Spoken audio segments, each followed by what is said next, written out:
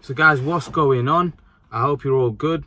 Guys, I want to talk Keith Thurman, Terence, Crawford. Terence Crawford has come to Keith Thurman's defense. Even though Keith Thurman's not had good things to say about Terence Crawford, yet Terence Crawford has still come to the defense of Keith Thurman. Terence Crawford has said you can't criticize Keith Thurman. He got the win, and he goes, and that's all that matters. He did enough to get the win. I criticised Keith Thurman as well. I thought his performance wasn't that great against a guy that you could probably say in Josecito Lopez was a decent fighter, but you'd probably say he's not even in the top 10, especially before that fight.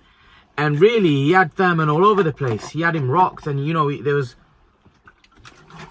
times in that fight where you think, you know, Lopez could win the fight, especially in round 7. It looked like the fight was over. It looked like Lopez was going to take him out, but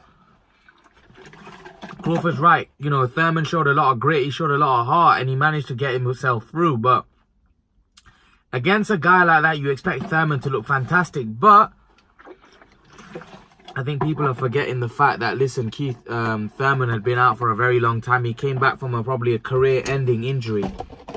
You know, when a guy's been out for so long, you've got to understand that he's probably been out for so long because he's been injured in a very bad way. And I think Thurman was coming back from an injury which, you know, maybe doctors had told him, you know, he may not fight again. So from that point of view, you know, he did what he had to do. He came back, he gritted it out, and he got the win. But where I was criticizing him, because I was looking at Keith Thurman against the big boys, and I'm not sure Keith Thurman against the big boys does anything on that form. You know, does he beat Terence Crawford on that form? No. Does he beat Errol Spence? No. So I was talking from my point of view against how he would do against the top fighters. I just think against the top fighters, the way he performed, it wouldn't be good enough.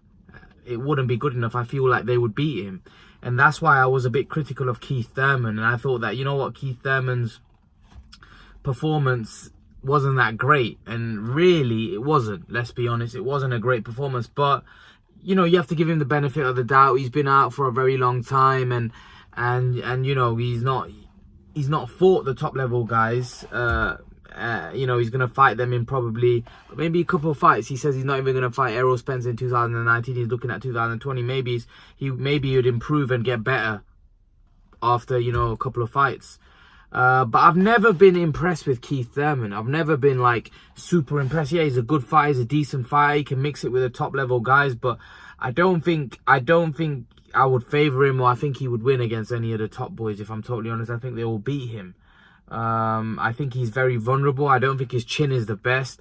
I don't think he takes great body punches, and I think he's vulnerable. I generally do. I think, and that's not because he was been injured. I think even before injury he was vulnerable. I saw him against Sean Porter, and I saw him against Louis Collazo as well, and against Garcia at times. When you get Thurman in trouble, and the Lopez fight, he starts to unravel. And I feel like against a more top fighter, I don't think you'd be able to get away with some of the mistakes that he got away with. People may say, well, Porter was class, you know, Garcia was very good. I just think certain fighters won't let you get away with what he got away with against those guys. I think his best performance probably came against Garcia. Even that was a very close fight. You know, we've got to take that into account, and I think that was his best performance. Against Porter, I think in that fight it looked like he was about to unravel. But for me, his best performance against a top level guy probably came against Danny Garcia, and that was also very close. So we've just got to see. We've just got to see how Keith Thurman gets on in his next fights. Talking about Pacquiao, that's a very dangerous fight personally, but you know, it's a fight that, you know, would make sense for both.